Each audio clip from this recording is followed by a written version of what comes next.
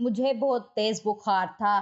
मैं डॉक्टर के पास चेकअप करवाने गई, लेकिन वो डॉक्टर बहाने बहाने से मेरी छातियों को छू रहा था। मेरे भी जज्बात उभरने लगे और मैं इसके साथ ये लम्हात गुजारने लगी। डॉक्टर ने मुझे 2 घंटे तक मुसलसल, मैं काफी देर से कॉरिडोर के चक्कर काट रही थी। मेरे पेट में शदीद दर्द हो रहा था। ये दर्द काफी दिनों से लगातार हो रहा था, मगर पहले बर्दाश्त के काबिल था और अब कुछ समझ नहीं आ रहा कि क्या हो रहा है। मेरा शौहर इमरान दुबई में जॉब के सिलसिले में रहता था और यहाँ सब काम मुझे ही देखने पड़ते थे। घर के बाहर अभी भी मुझे अकेले ही आना पड़ा और इसी बात से मुझे और तकलीफ हो रही थी। भला कोई तो हो जो साथ में दिलजोई करे, मगर मेरा तो ससुराल भी दूसरे शहर में था और मेका भी। मियाँ जी ने बड़े शौक से घर बनवाया था, यहाँ के पुरसुकून माहौल में रहूंगा, मगर खुद तो दुबई चले गए, मुझे यहाँ अकेला छोड़ गए। मिस सोनिया नर्स ने मेरा नाम करा तो मैं डॉक्टर के क्लिनिक की तरफ चली गई, जहाँ डॉक्टर हसन का कैबिन था। वो अल्ट्रासाउंड किया करते थे। डॉक्टर अक्सा को सिर्फ डॉक्टर हसन की रिपोर्ट्स पर ही भरोसा था। मैं बमुश्किल चलती हुई अंदर आ गई। डॉक्टर भी कोई रिपोर्ट बनाने में मसरूफ था। इन्होंने मुझे बेड पर लेटने का इशारा किया और खुद अपना काम मुकम्मल करने लगे। मैंने पर्दा हटाया और फिर से बराबर कर दिया और खुद बेड पर लेट गई, जहां लेडीज के लिए चादर रखी गई थी। मैंने चादर अपने ऊपर डाल ली। 5 मिनट बाद डॉक्टर की आवाज आई, मैं आ जाऊं मिस सोनिया? इन्होंने मुहज्जिब अंदाज में पर्दे के पीछे से सवाल किया। आ जाएं डॉक्टर, मैंने आहिस्ता से जवाब दिया। डॉक्टर ने आते ही मशीन ऑन की और मेरी तरफ मुतवज्जा हुए और अल्ट्रासाउंड करने के साथ साथ सवालात भी करते रहे। लेकिन मैंने देखा अचानक इनके चेहरे की रंगत कुछ अजीब सी हो गई थी। अब वो मेरे सवाल के जवाब में सिर्फ हूँ हाँ कहते जा रहे थे। इनके चेहरे पर जो तशवीश के आसार थे, मैं तो काफी घबरा गई। क्या हुआ डॉक्टर? मैंने घबरा के पूछा तो वो काफी देर तक चुप रहे और बोले, आप एक काम करें, कल मेरे क्लिनिक आ जाएं, बस यहाँ नजदीक है। इस जगह तो मैं डॉक्टर अक्सा के कहने पे आया करता हूँ। आपसे सारी बात मैं आराम से करूंगा। फिलहाल आप घर चली जाएं। डॉक्टर रिपोर्ट्स बनाने लगा और मुझे एक बार गौर से देखा और फिर रुख मोड़ लिया। मगर डॉक्टर, मुझे बहुत तकलीफ हो रही है, मैं कब तक बर्दाश्त करूं? मैंने थोड़ा सा गुस्से से कहा तो कहने लगे, मैं डॉक्टर को बता देता हूँ, वो आपको आज के लिए मेडिसिन दे देंगी। अभी आप जाएं। मैं गुस्से से बाहर निकली। भला ये क्या बात थी? कुछ बता भी नहीं रहा था, ऊपर से अपने क्लिनिक आने का कह दिया। बाहर निकलकर मुझे मालूम हुआ कि डॉक्टर अक्सा के लिए कोई इमरजेंसी केस आया था, तो इनको अस्पताल जाना पड़ा और वो केस करवा कर वापस आती हैं। ऐसा अक्सर हुआ करता था, इनको जाना पड़ता था, लेकिन आज तो मैं बिल्कुल इंतजार नहीं कर सकती थी। मैंने नर्स को कहा कि मेरा दर्द से बुरा हाल है, प्लीज मुझे कोई दवा दे दें। तो इन्होंने डॉक्टर से फौरन बात की और फिलहाल के लिए चंद दवाइयां मुझे दे दी और मैंने फार्मेसी में ही पानी की बोतल लेकर वो गोलियां खा ली ताकि कुछ फर्क पड़े। घर वापस आकर मैं बहुत रोई। ये भी क्या जिंदगी थी मेरी, अकेली जीऊं और अकेली मरूं, हर दर्द तकलीफ परेशानी अकेले ही बर्दाश्त करूं। शोहर तो बाहर बैठा है, बस नोट बनाने में लगा हुआ है और मैं यहाँ ये सब झेल रही थी। मैं काफी देर तक रोती रही। कुछ देर बाद इमरान की कॉल आई तो मैंने सारा गम और गुस्सा इन्हीं पर निकाल दिया। वो काफी देर तक मुझे समझाते रहे, मगर मैं कुछ सुनने को तैयार ही नहीं थी। मैंने फोन काट दिया और मैं काफी बेहतर महसूस कर रही थी। शायद दवाई ने भी असर किया था, जो दर्द भी कम होते होते खत्म हो गया था।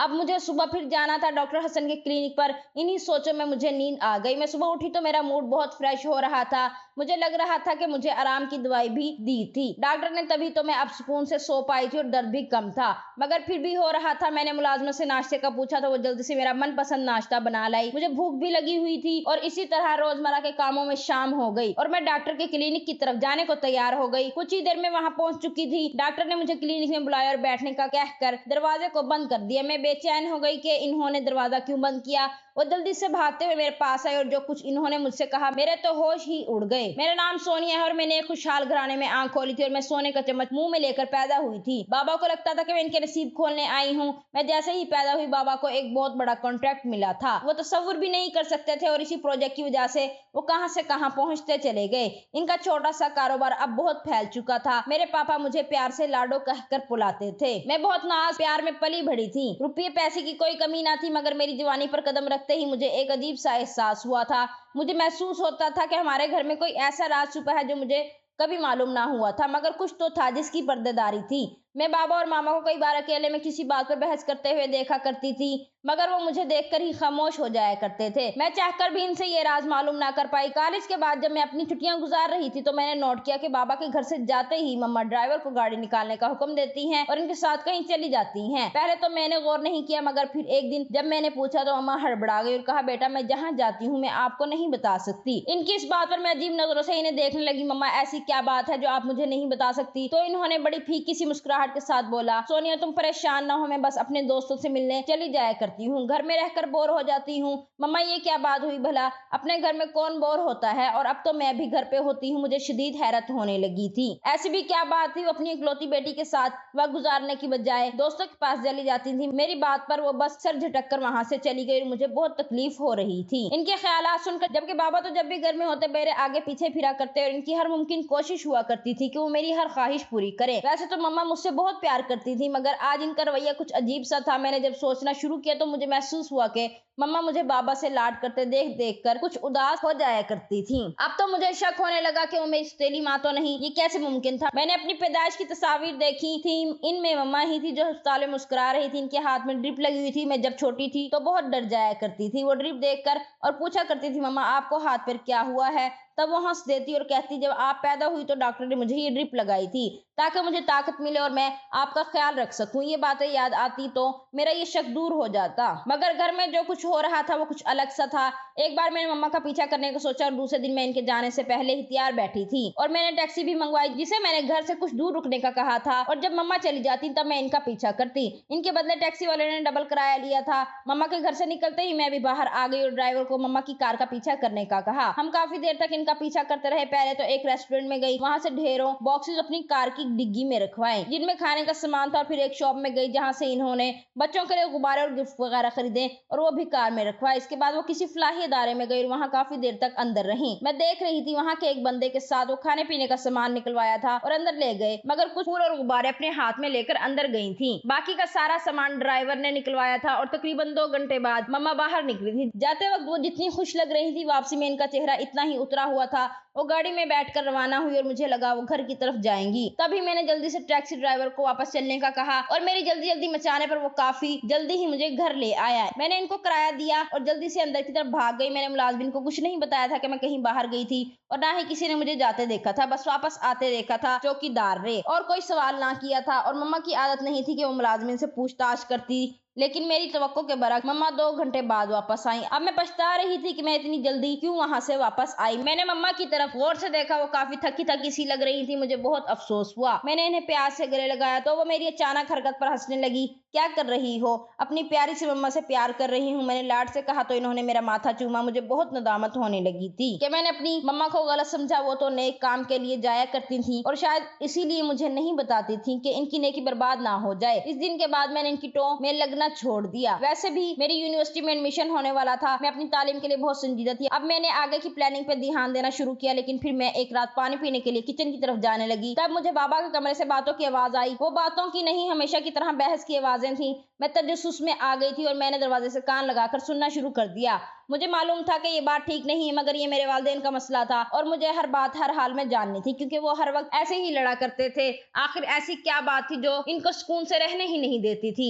मुझे अब इनकी बातें सुनाई दे रही थी, बल्कि दरवाजा भी हल्का सा खुला हुआ था। मुझे वो दोनों दिखाई भी दे रहे थे। मैंने मम्मा को बाबा से उलझते हुए देखा। बाबा मुसलसल नामे गर्दन हिलाए जा रहे थे। ये नामुमकिन है परवीन, मैं तुम्हें कितनी बार मना कर चुका हूँ, अब तुम भी ये बहस बंद कर दो। वो अचानक गुस्से में आ गई थी। मम्मा रोने लग गई। आखिर क्यों करते हैं आप ये सब? या मेरा कोई हक नहीं इस घर पर? वो भी चिल्लाने लगी थी। मुझसे बर्दाश्त ना हुआ, मैं अंदर चली गई। बिना सोचे समझे मुझे देखकर इन दोनों का रंग उड़ गया था। मम्मा ने जल्दी से रुख मोड़कर आंसू पूंछे और वॉशरूम की तरफ जाने लगी, जबकि बाबा मेरी तरफ आ गए। बेटा आप यहाँ? इस वक्त बाबा काफी बौखला गए थे और मेरे शानों पर हाथ रखकर मुझे सोफे पर बिठाया। ये सब क्या हो रहा था बाबा? आप लोग क्यों इस तरह लड़ते रहते हैं? आज मैं भी सब जान लेना चाहती थी। कुछ नहीं गुड़िया, ऐसी कोई बात नहीं, बस आपकी मम्मा की तबीयत कुछ ठीक नहीं है। मैं इन्हें यही समझा रहा था कि डॉक्टर के पास चलते हैं, मगर वो मान ही नहीं रही। अब देखो ना, इस बात पर मुझे गुस्सा तो आएगा ना। और मुझे कहने लगी, बाबा क्यों झूठ बोल रहे हैं आप? मैंने इनके हाथ में अपना हाथ रखा तो वो नजरें चुराने लगे। आज की बात नहीं कि ऐसा हो रहा है, मैं तकरीबन रोज ही आप लोगों को झगड़ते देखती हूँ। मैंने महसूस किया मम्मा दिन ब दिन कमजोर होती जा रही हैं। कोई बात इनको खाई जा रही है, प्लीज आप मुझे सब बता दें। मैंने बाबा को ये सब कह तो दिया, मगर इनका उतरा हुआ चेहरा देखकर मुझे रोना आ गया। बाबा मैं आप लोगों को यूं उदास नहीं देख सकती, प्लीज मुझे सच बता दे। मैं अचानक फूट फूट कर रो पड़ी और बाबा ने मुझे अपने सीने से लगाया। मुझे महसूस होने लगा था कि इनके आंसू भी मेरे बालों में जज्ब हो रहे हैं। मेरा दिल और भी दुखने लगा था। आज मैंने अपने हद से ज्यादा मुस्कुराते बाबा को भी रुला दिया था।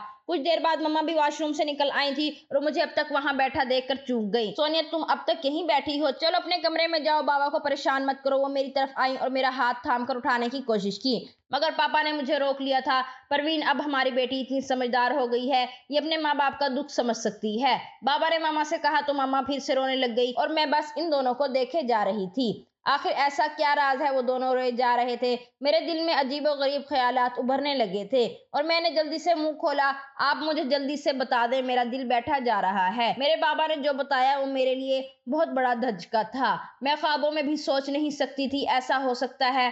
बाबा ने बताया मम्मा और बाबा आपस में कजन थे। इन्होंने अपनी पसंद से मम्मा से शादी की थी। वो दोनों एक दूसरे को पाकर बहुत खुश थे। फिर शादी के 2 साल बाद इनको एक बेटा पैदा हुआ जो कि बहुत खूबसूरत और बहुत प्यारा था। वो मुझसे 5 साल बड़ा था। इन्होंने इसका नाम रोहान रखा था।